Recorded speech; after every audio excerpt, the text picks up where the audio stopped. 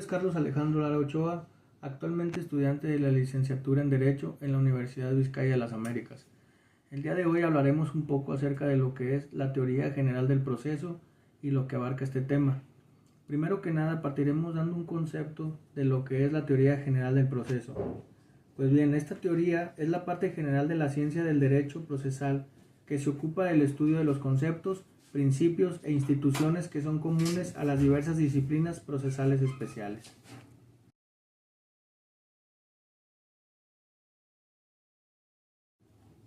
Ahora comenzaremos con el primer concepto, que es el litigio.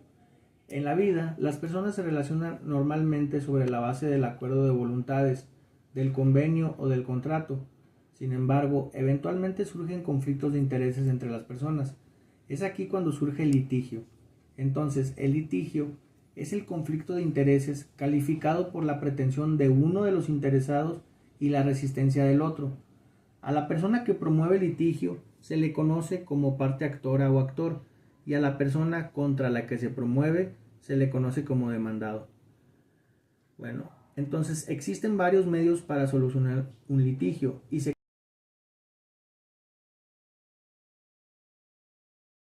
clasifican en tres grandes grupos: heterocompositivos, autocompositivos y la autotutela o autodefensa.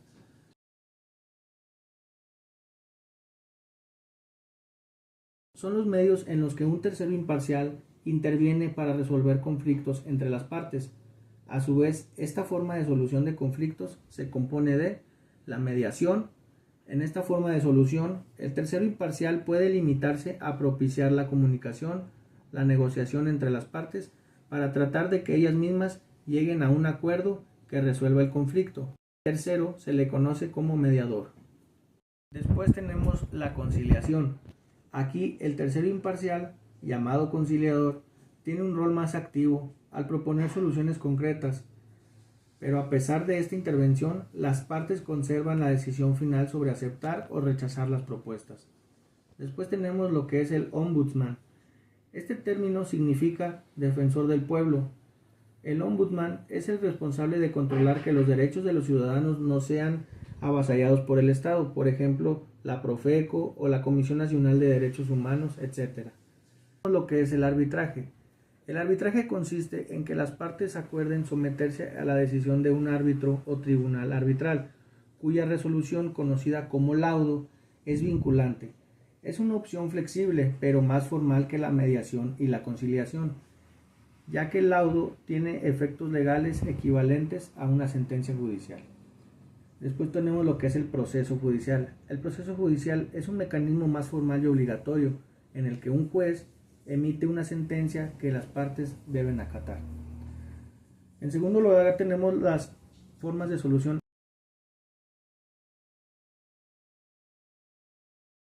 autocompositivas. Estos son mecanismos donde las partes resuelven sus conflictos de manera directa, ya sea por la renuncia de una pretensión o mediante un acuerdo mutuo, sin la necesidad de intervención de un juez o un árbitro. Estos mecanismos se dividen en unilateral y bilateral. El unilateral es cuando proviene de una de las partes. A este grupo pertenece el desistimiento, que es la renuncia por parte del demandante a continuar con un proceso judicial o a ejercer su derecho de acción. Después tenemos lo que es el allanamiento, que es cuando el demandado acepta total o parcialmente las pretensiones del actor. Después tenemos lo que es el perdón del ofendido. Este mecanismo se utiliza en casos penales que dependen de la voluntad de la víctima de renunciar a que se siga persiguiendo el delito. Si la víctima otorga el perdón antes de la sentencia y el imputado la acepta, la acción penal queda extinguida. Después tenemos lo que son los bilaterales. A este grupo pertenece la transacción, que es un acuerdo en el que ambas partes renuncian a parte de sus pretensiones para resolver o evitar un litigio. Tiene naturaleza contractual y tiene la misma fuerza que una sentencia firme.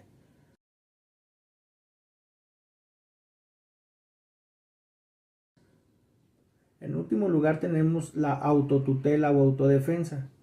Esta forma de solución consiste en la imposición de la pretensión propia en perjuicio del interés ajeno. La autotutela o autodefensa se manifiesta de las siguientes maneras. Inciso A. Respuesta de un ataque precedente. En esta clasificación se encuentra la legítima defensa, que es cuando una persona repele una agresión real, actual o inminente y sin derecho en protección de bienes jurídicos propios o ajenos. También tenemos lo que es la guerra en legítima defensa. En el plano internacional se da cuando un Estado repele la agresión de otro Estado. Ahora, en inciso B tenemos el ejercicio personal o directo de un derecho subjetivo. Aquí podemos encontrar el estado de necesidad, donde se manifiesta el robo famélico. También tenemos el ejercicio de un derecho, que son causas de licitud que excluyen la antijuricidad de una conducta tipificada penalmente. También tenemos lo que es el derecho de retención, que es la facultad de conservar la posesión de una cosa ajena hasta que se pague lo que se debe, garantizando el pago de un crédito y tener la preferencia de pago frente a terceros. Después tenemos lo que es el despido de los trabajadores. Los patrones pueden despedir a sus trabajadores sin tener que seguir un proceso ante los tribunales sin la acreditación legal de la rescisión del contrato o de la relación laboral. Después tenemos lo que es un pacto comisorio, que es el acuerdo celebrado entre el acreedor y el deudor en un contrato de prenda que permite al acreedor quedarse y disponer de la cosa dada en prenda en caso de que el deudor no pague su obligación en tiempo y forma. Ahora pasaremos a lo que es ejercicio de facultades atribuidas al mando. En esta clasificación se encuentra la avería gruesa o común, que son las facultades que se otorgan a los capitanes de los buques para poder ordenar los gastos extraordinarios producidos al buque o a su cargamento para salvaguardar la vida. Después tenemos lo que es cumplimiento de un deber. Es una causa de licitud que elimina la antijuricidad de una conducta típica a la luz del derecho penal. Ahora tenemos lo que es el ejercicio de una potestad. En este tipo de autotutela encontramos la facultad de disciplina, que se le confiere a la administración pública la facultad de imponer sanciones administrativas como la amonestación, suspensión, sanción económica e inhabilitación temporal o definitiva a los servidores públicos por incumplir sus obligaciones. 2. Potestad sancionadora. Es el poder que tiene la administración pública que permite imponer sanciones administrativas como la multa, el arresto, la clausura a los particulares que incurran en infracciones a las leyes administrativas. También tenemos lo que es la facultad económica coactiva. Es la facultad que tienen las autoridades fiscales de cobrar de manera inmediata, directa, los impuestos y créditos fiscales sin la necesidad de mandar ante los tribunales. El último tipo de autotutela que tenemos son los medios de presión o coacción, y aquí se encuentra la huelga, que se le otorga a los trabajadores para conseguir el equilibrio entre los diversos factores de la producción, armonizando los derechos del trabajo con los del capital. El paro, que es el derecho de los patrones de hacer paros cuando el exceso de producción haga necesario suspender el trabajo para mantener los precios en un límite costeable. Y por último tenemos lo que es cláusula de exclusión por separación, en virtud de la cual los sindicatos pueden solicitar al patrón que separe de su trabajo a los miembros que renuncian o sean expulsados de aquello.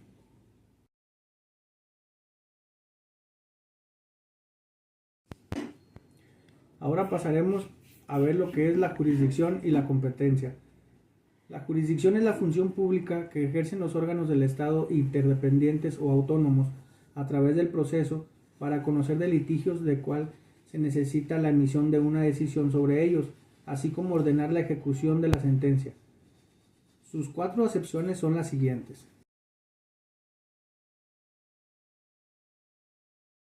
La primera acepción que tenemos es la jurisdicción en el ámbito territorial. Esta es una función jurisdiccional en un lugar, en una demarcación o ámbito territorial dentro del cual puede ejercerla. Después tenemos la jurisdicción por competencia, que nos indica el ámbito espacial, material y personal dentro del cual se ejerce la función del juzgador, debido a la contienda suscitada entre dos tribunales, jueces o autoridades, respecto al conocimiento y decisión de un negocio judicial o administrativo. Después tenemos como conjunto de órganos jurisdiccionales pertenecientes a un mismo sistema o competencia en la misma materia. Se suele aludir a la jurisdicción federal o del fuero común, pero también se refiere a la jurisdicción militar, del trabajo, etc. Pública de hacer justicia. Es una función del órgano del Estado, por lo tanto es pública, debido a que el Estado asume la impartición de justicia mediante un tercero imparcial, conocido como el juzgador.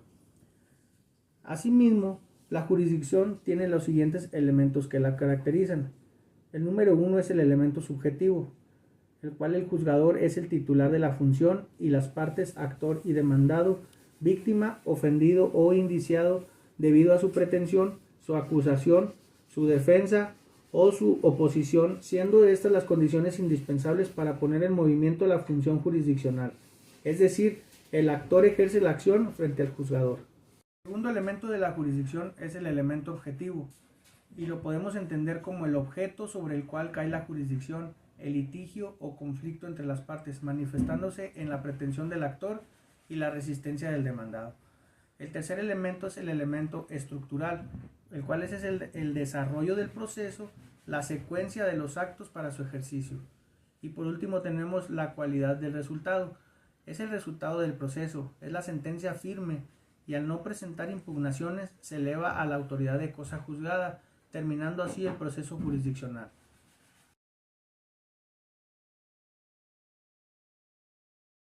Ahora, la división de la jurisdicción es la siguiente.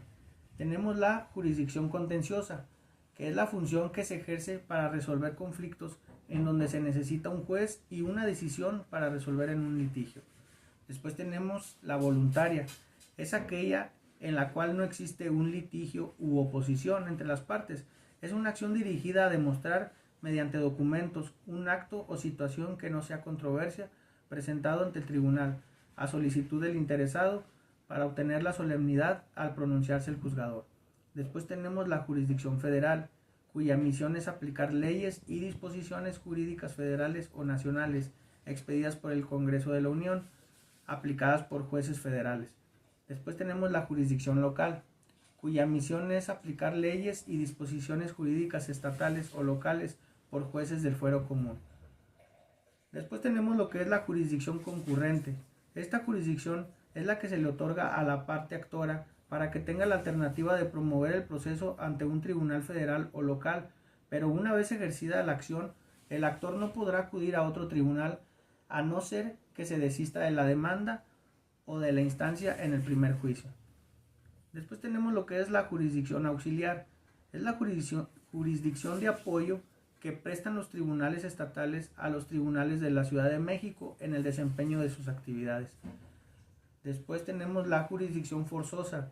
Esta es la competencia de los órganos jurisdiccionales que no puede ser alterada, modificada por acuerdo expreso o sumisión tácito de las partes. Después tenemos la jurisdicción prorrogable. Es aquella en la que la ley expresa los casos excepcionales, las figuras procesales a través de la cual los jueces no podrán realizar cualquier diligencia de investigación penal en un lugar no comprendido en su territorio de su jurisdicción, cuando el mismo se hallare próximo y resulte conveniente al juez competente. Después tenemos la jurisdicción retenida. Es aquella en que los técnicos jurídicos emiten sus opiniones sobre lo que entienden de la solución jurídica de un asunto, pero sin tener validez en el exterior. Después tenemos lo que es la jurisdicción delegada, solo en que quien firma la resolución denominada sentencia es un funcionario que la ley le ha dado el nombre de juez profesional. El momento de la delegación impera en la sustitución de sus actividades jurisdiccionales. Después tenemos lo que es la jurisdicción ordinaria, mejor conocida como común, y la ejercen los juzgadores que tienen una competencia para conocer de la generalidad del litigio. Después tenemos lo que es jurisdicción especial. Es la que tienen los juzgadores para conocer ciertas clases de litigios, básicamente en razón de materia, como constitucional, electoral y agrario. Y por último tenemos lo que es la jurisdicción extraordinaria, la que se atribuye a los órganos creados ex profeso para conocer de uno o más litigios concretos y determinados.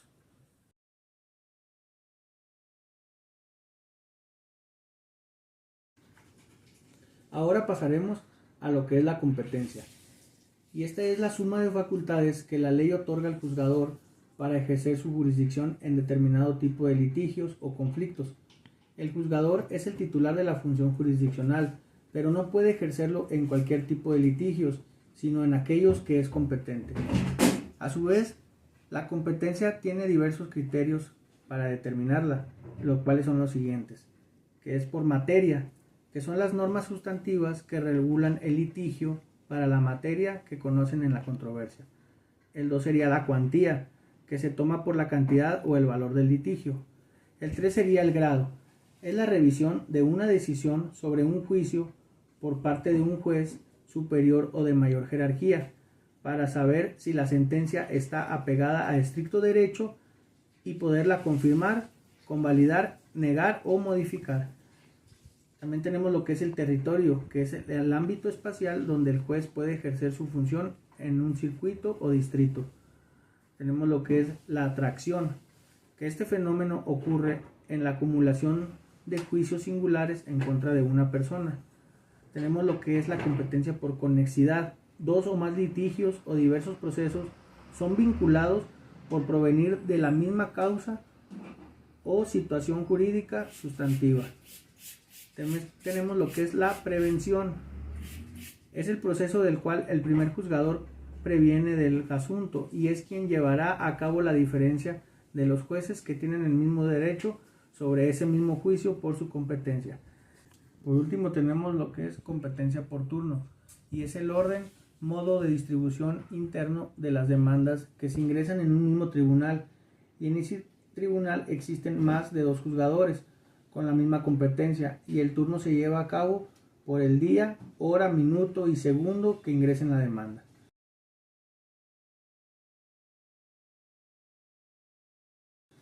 A su vez, las condiciones de la competencia son las siguientes. En primer lugar tenemos la competencia declinatoria, que es una vía de impugnación directa y en forma de sentido afirmativo ante el juez que conocía del litigio y se solicita que se abstenga de conocer y remita al juez competente que estime para conocer. En número 2 tenemos el conflicto de competencia inhibitoria. Es una vía de impugnación indirecta en sentido negativo ante el juez que no conoce del litigio, pero que sí es competente para conocer y envía un oficio al que está conociendo del asunto y se considera incompetente a fin de que se inhiba o deja de conocer del mismo asunto y remite el expediente al primero. Por último, tenemos otra condición del juzgador que es la imparcialidad. Esta es una condición que se le impone al juzgador para el ejercicio de una función jurisdiccional y que consiste en el impedimento, excusa y recusación. El impedimento son las circunstancias que afectan la imparcialidad del juzgador. La excusa es el medio por el cual el juez afectado es impedido para conocer y la recusación es un medio por el cual las partes denuncian un impedimento y le solicitan al juez que deje de conocer.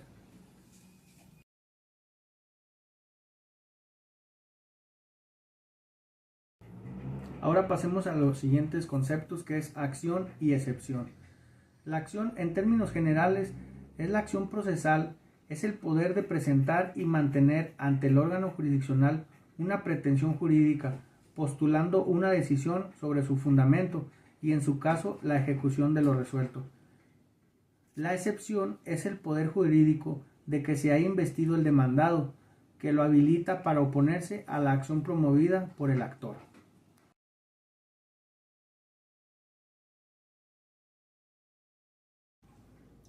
Ahora pasaremos a hablar de los tres tipos de procesos que existen.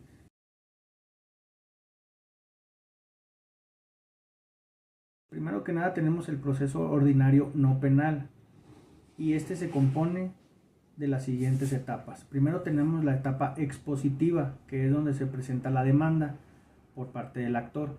Después tenemos la radicación y aquí en la radicación viene siendo lo que es la admisión, la prevención o desechamiento de la demanda. Después tenemos el emplazamiento hacia el demandado. Después tenemos la contestación con excepciones, defensa u oposiciones. Y después tenemos lo que es la reconvención o la contrademanda. y por último en esta fase se puede llevar a una conciliación. Después podemos pasar a la siguiente etapa, que es la etapa probatoria. Aquí tenemos el ofrecimiento de pruebas, que pueden ser documentales públicas, documentales privadas, testigos y peritos. Después tenemos lo que es la admisión de las pruebas por parte del juzgador. Y luego podemos pasar a lo que es la preparación de estas y por último la práctica o desahogo de las mismas. En la tercera etapa tenemos lo que es la conclusiva, que es donde tenemos la resolución y es la sentencia, que el juez va a leer lo que es los considerandos, resultandos y los resolutivos. Por último tenemos la etapa impugnativa, que tenemos la apelación, y aquí tenemos lo que es en la apelación puede ser una confirmación, una revocación o modificación de la sentencia. Y por último tenemos lo que es el amparo directo.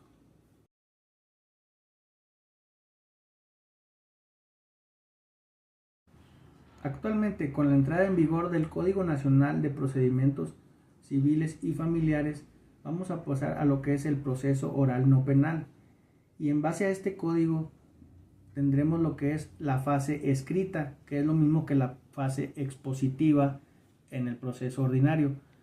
Al igual que en la expositiva, en la fase escrita tendremos lo que es la demanda, la radicación con lo que implica la radicación, el emplazamiento, la contestación y la reconvención.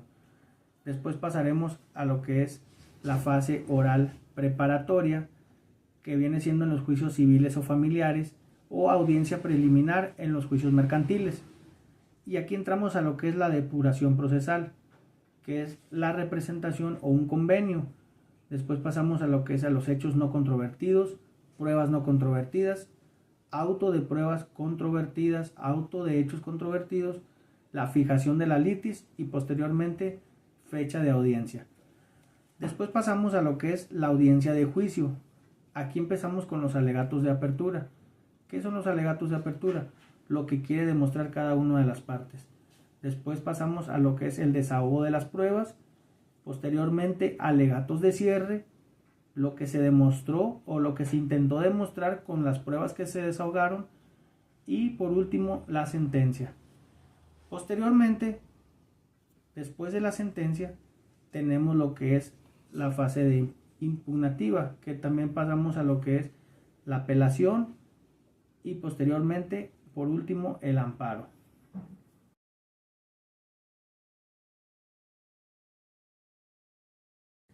Ahora hablaremos de lo que es el proceso oral penal.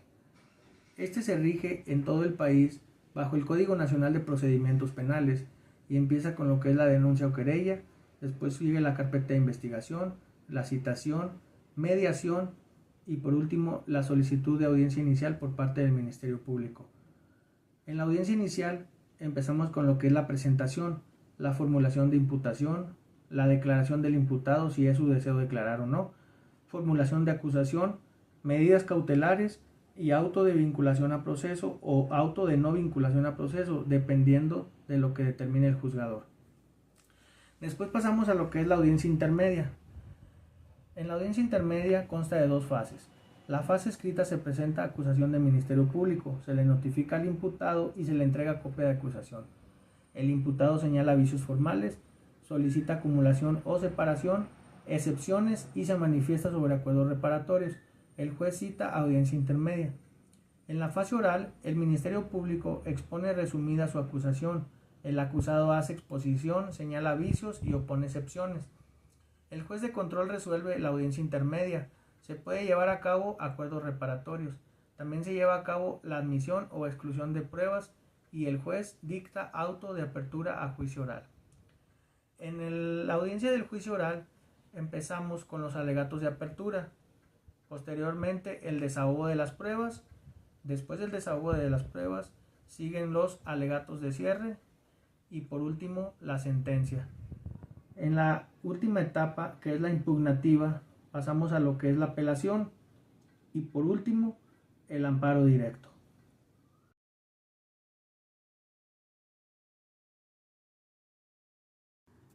Ahora pasemos al siguiente tema, que son los principios procesales. Estos son criterios o ideas fundamentales contenidas en forma explícita o implícita en el ordenamiento jurídico que señalan las características principales del derecho procesal y sus diversos sectores. En primer lugar tenemos el principio de contradicción. Este principio fundamental del proceso, que se expresa en la fórmula audiatur et altera pars, óigase a la otra parte, impone al juzgador el deber de resolver sobre las promociones de cualquier parte y a la vez de escuchar previamente las razones de la contraparte, o al menos proporcionarle la oportunidad de expresarse. Después tenemos en segundo lugar la igualdad de partes. Este principio deriva del artículo 1 constitucional, que impone al legislador y juzgador el deber de conferir a las partes las mismas oportunidades procesales para exponer sus pretensiones y excepciones, probando de esta forma los hechos en que se basan aquellas con la finalidad de expresar sus alegatos a fin de obtener una sentencia favorable. En tercer lugar tenemos el principio de preclusión.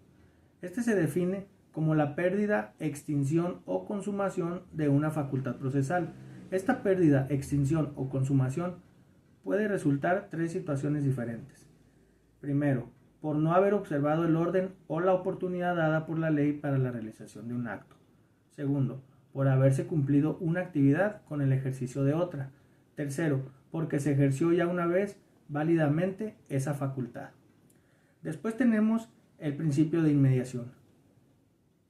Este principio es la relación directa entre el juzgador y las partes, así como los sujetos de prueba, que pueden ser los testigos o los peritos. Después tenemos el principio de concentración. Es el debate procesal en una o dos audiencias. Por último tenemos el principio de publicidad.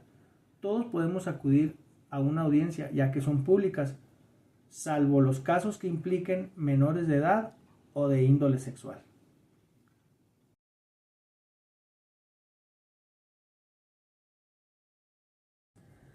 Ahora pasemos a lo que son las partes en el proceso.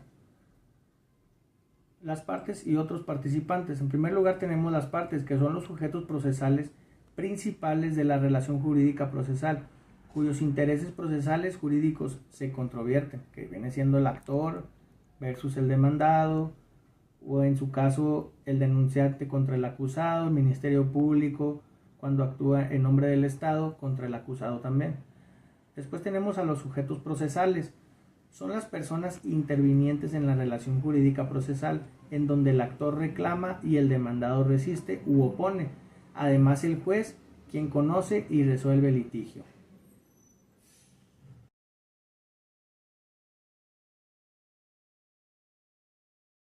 Ahora tenemos lo que son las condiciones generales de las partes. En primer lugar tenemos la capacidad para ser parte. Es la capacidad de ejercicio. Consiste en la idoneidad de una persona para figurar como parte en el proceso como actor o demandado.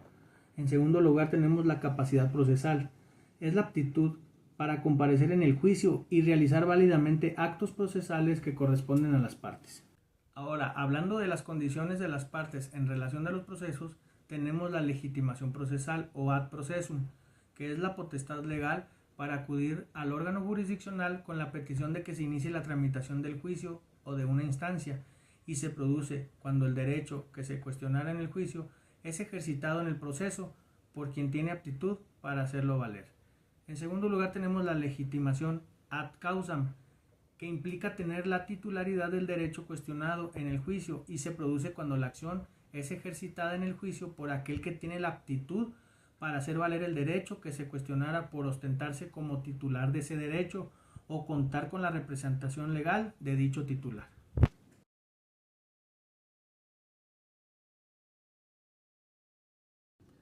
Ya hemos visto las diversas etapas en las que se puede dividir el proceso penal o los procesos no penales. Cada una de estas etapas se integra a la vez por hechos y actos procesales. Cada uno de los momentos en que se descompone el proceso puede ser considerado como hecho o como acto, es decir, sin o con relación a la voluntad humana.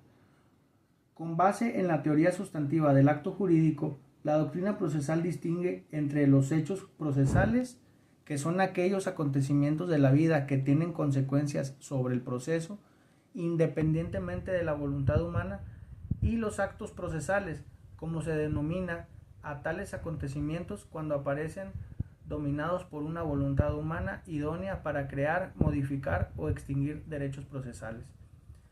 Entonces, por acto procesal se entiende que es el acto jurídico emanado de las partes, de los agentes de la jurisdicción o aún de los terceros ligados al proceso, susceptible de crear, modificar o extinguir efectos procesales.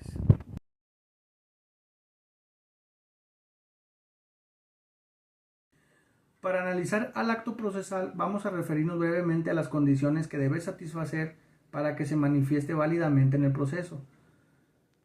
Existen las condiciones de forma, de tiempo y de lugar. La forma es la manera como deben exteriorizarse los actos procesales. Las leyes procesales disponen que tanto los actos del juzgador como los actos de las partes y demás participantes deben expresarse en español y que los documentos redactados en idioma extranjero deberán acompañarse de la correspondiente traducción al castellano. En las actuaciones judiciales, las fechas y cantidades se escribirán con letra. También prevén que las personas que no conozcan el idioma español rendirán su declaración por medio de intérpretes. Las leyes procesales también suelen prever que los actos procesales se expresen en forma oral o escrita. Sin embargo, aun cuando se disponga que determinados actos procesales deban expresarse en forma oral, se previene que deberá levantarse acta en la que se hagan constar aquellos. Hablando de las condiciones de tiempo, además de la forma en que deben exteriorizarse, los actos procesales deben cumplir determinadas condiciones de tiempo. Para este fin, las leyes procesales suelen regular los siguientes aspectos: la determinación de los días y las horas hábiles en los cuales se pueden llevar a cabo válidamente las actuaciones judiciales, el establecimiento de plazos y términos para la realización de los actos procesales y la forma de computar los plazos. Hablando por último de las condiciones del lugar, tenemos que el espacio normal donde se desarrollan los actos procesales es la sede del órgano jurisdiccional. En sus oficinas se llevan a cabo la mayor parte de los actos del proceso, desde que se constituye la relación jurídica procesal hasta que se termina. Sin embargo, en ocasiones, determinados actos procesales deben realizarse fuera de la sede del juzgado. Las notificaciones personales, por regla general, tienen que hacerse en el domicilio de la parte correspondiente. Las diligencias de embargo o de lanzamiento deben tener lugar en el domicilio del demandado, etc.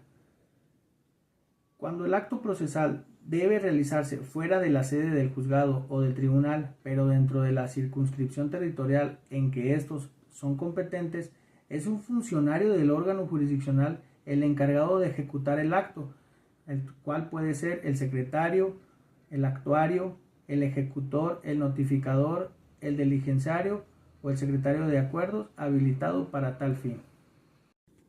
Los principales actos procesales de las partes se pueden dividir en de petición, actos procesales de pruebas, de alegación, de impugnación y de disposición. En los de petición tenemos lo que es la demanda, la contestación, la reconvención y la acusación. En los de pruebas tenemos los ofrecimientos de pruebas, preparación de pruebas y desahogo de pruebas. En la alegación tenemos los alegatos de apertura y los alegatos de cierre. En los de impugnación tenemos lo que es la apelación y el amparo. Y en los de disposición tenemos la desistimiento, el allanamiento, la perdón del ofendido y la transacción o el convenio. Hablando de los actos procesales del órgano jurisdiccional, quedan comprendidas las resoluciones judiciales, las audiencias, los actos de ejecución y las comunicaciones procesales.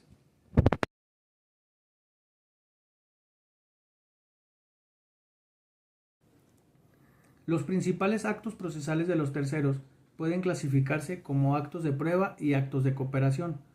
Dentro de los actos de prueba se incluyen las declaraciones de testigos, los dictámenes periciales o la exhibición de documentos o su ratificación por parte de terceros.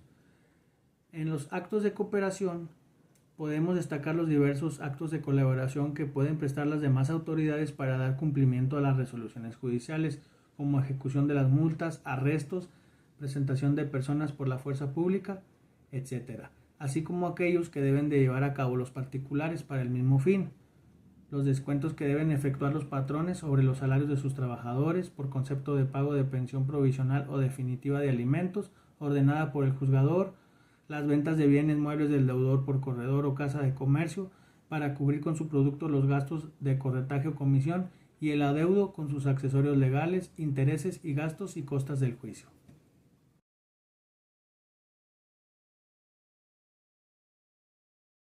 Ahora pasaremos a hablar lo que son las comunicaciones procesales. Las comunicaciones procesales son las comunicaciones que existen entre el juez y las partes o las partes y el juez, y hay diferentes tipos de comunicaciones procesales. Por ejemplo, cuando el destinatario de la comunicación procesal emitida por el órgano jurisdiccional es una autoridad no jurisdiccional, se le conoce como oficio. Ahora, cuando el destinatario de la comunicación procesal es otro órgano jurisdiccional, aquella recibe el nombre de exhorto. El exhorto es la comunicación procesal escrita que un juzgador dirige a otro de una circunscripción territorial diferente para requerirle su auxilio o colaboración con el fin de que por su conducto se pueda realizar un acto procesal. Ahora, cuando el destinatario de la comunicación procesal es un órgano jurisdiccional ubicado en el extranjero, aquella recibe el nombre de exhorto. Cuando los destinatarios sean las partes, los demás participantes en el proceso o los terceros, las comunicaciones pueden ser de 4 tipos: notificaciones, emplazamientos, citaciones y requerimientos. La notificación es el acto procesal por medio del cual el órgano jurisdiccional hace del conocimiento de las partes, de los demás participantes o de los terceros una resolución judicial o alguna otra actuación judicial. Se puede afirmar que la notificación es el género de las comunicaciones procesales entre el juzgador y las partes, los demás participantes y los terceros, en virtud de que las demás comunicaciones son notificaciones con modalidades especiales, como veremos enseguida. Emplazar, en términos generales, significa conceder un plazo para la realización de determinada actividad procesal. Sin embargo, la palabra emplazamiento se reserva normalmente para designar al acto procesal ordenado por el juzgador y ejecutado por el notificador o actuario, en virtud del cual hace del conocimiento del demandado la existencia de una demanda en su contra y del auto que la admitió y le concede un plazo para que la conteste. En la citación, el órgano jurisdiccional señala a alguna de las partes o a algún otro participante o tercero una fecha y hora determinadas para que comparezca a la práctica de una actuación judicial. Por último, el requerimiento es el acto de intimar en virtud de resolución judicial a una persona que haga o se abstenga de hacer alguna cosa.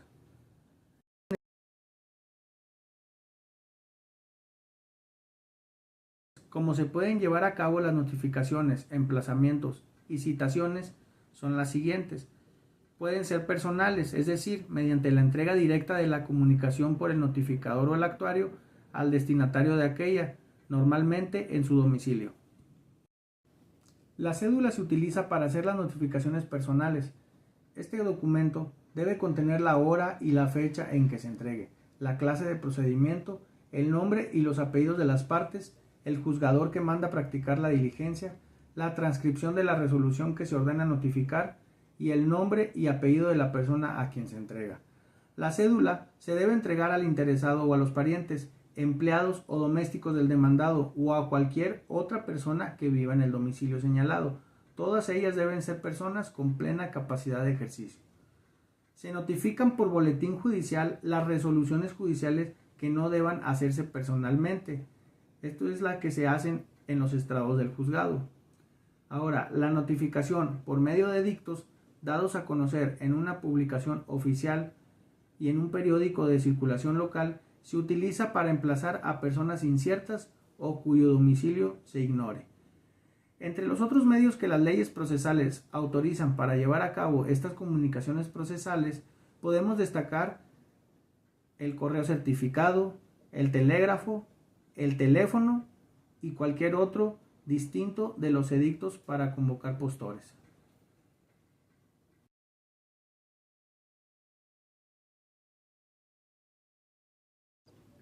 Ahora pasemos a hablar de lo que son los medios de prueba. Las partes, para soportar su acción, excepciones y defensas, así como acreditar los hechos, podrán ofrecer medios de prueba que no sean contrarios a derecho y les sean admitidos por la autoridad jurisdiccional, las que resulten pertinentes e idóneas y guarden relación con los hechos narrados y cumplan con los requisitos de ofrecimiento previstos en los códigos. Son admisibles como medios de prueba todos aquellos elementos que puedan producir convicción en el ánimo de la autoridad jurisdiccional acerca de los hechos controvertidos.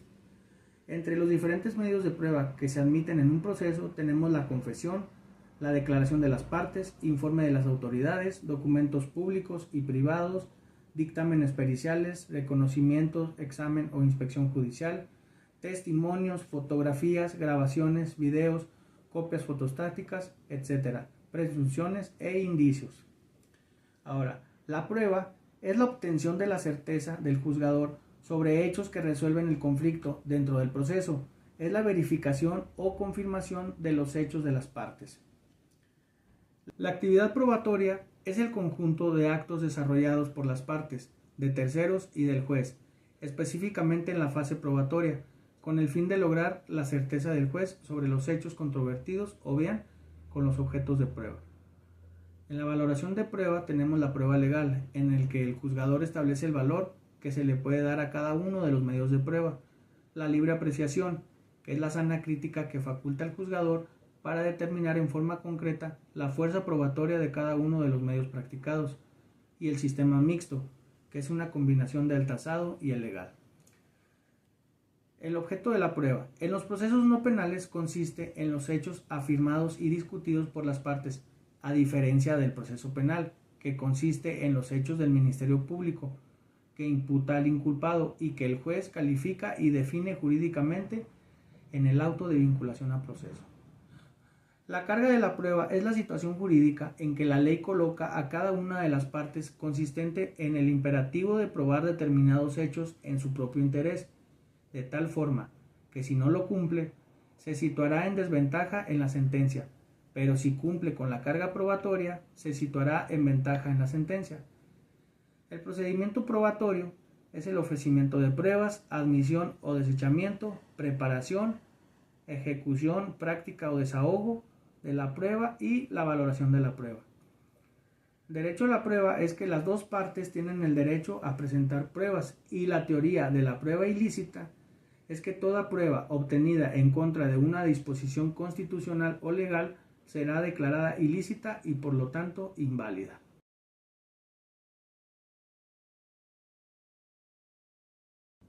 Ahora llegamos a lo que son los medios de impugnación. La impugnación es el acto por el cual las partes y los demás sujetos legitimados controvierten la validez o la legalidad de los actos procesales del órgano jurisdiccional.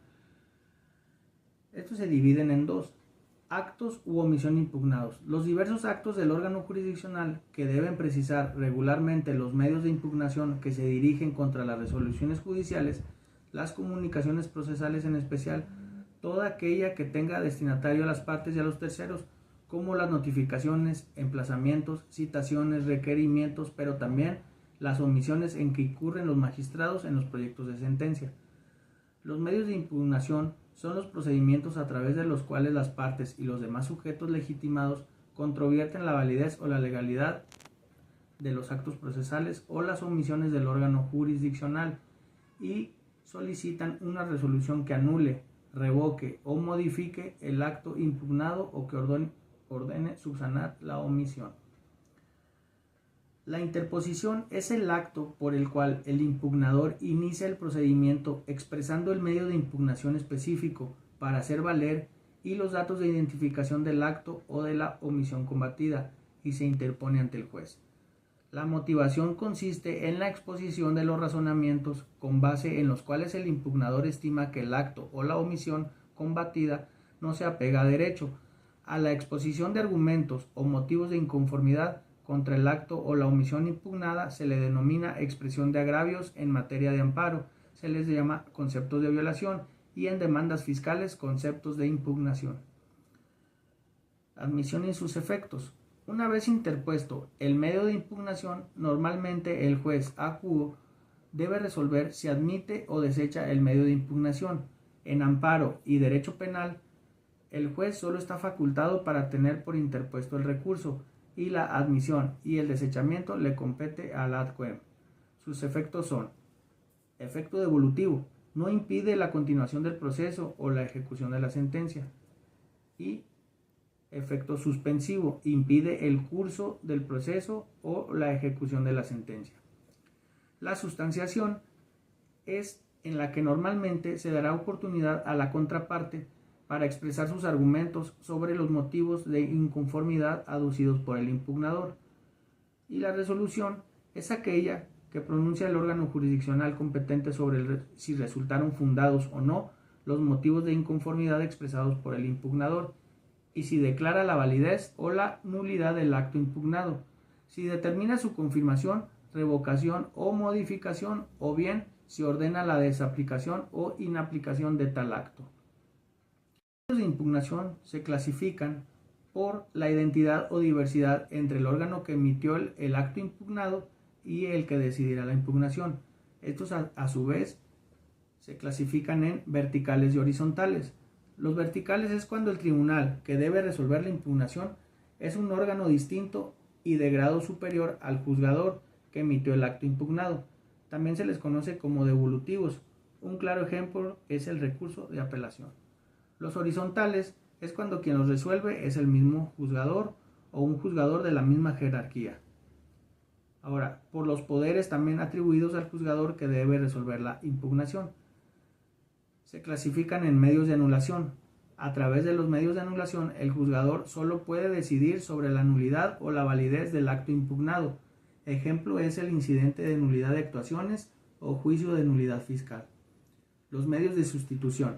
El juzgador se coloca en la misma situación del juzgador que emitió el acto impugnado. Lo viene a sustituir, por lo que puede confirmar, revocar o modificar dicho acto. Ejemplo es el recurso de apelación. Y los medios de control. El tribunal ad quem no invalida ni convalida el acto impugnado, ni lo confirma, revoca o modifica, sino que se limita a resolver si dicho acto debe aplicarse. Ejemplo de este medio es el recurso de queja. A su vez, los medios de impugnación se clasifican por especies. Las especies de medios de impugnación se determinan por el tipo de procedimiento impugnativo y por su relación con el proceso principal.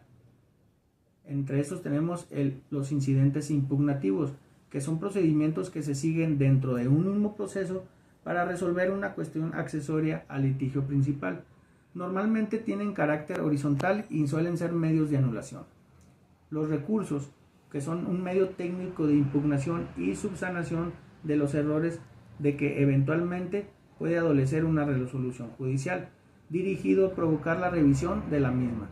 Pueden ser horizontales o verticales.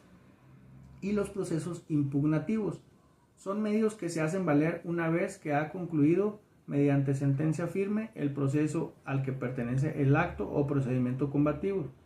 Se inicia con una nueva demanda. Un ejemplo sería el llamado reconocimiento de inocencia en derecho penal.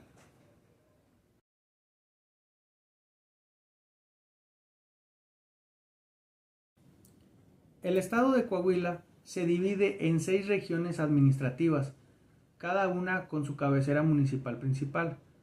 Tenemos la región norte y su cabecera es Ciudad Acuña, la región carbonífera, que su cabecera es Nueva Rosita, la región centro y su cabecera es Monclova, la región desierto, que su cabecera es Cuatro Ciénegas, y la región sureste, su cabecera es Saltillo, y por último la región Laguna, con su cabecera en Torreón.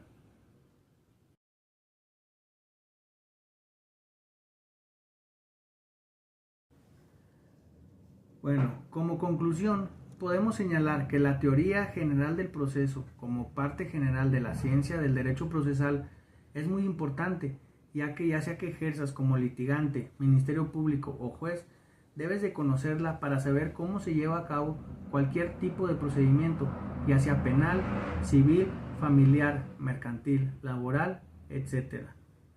Pues eso fue todo por hoy. Muchas gracias por su atención.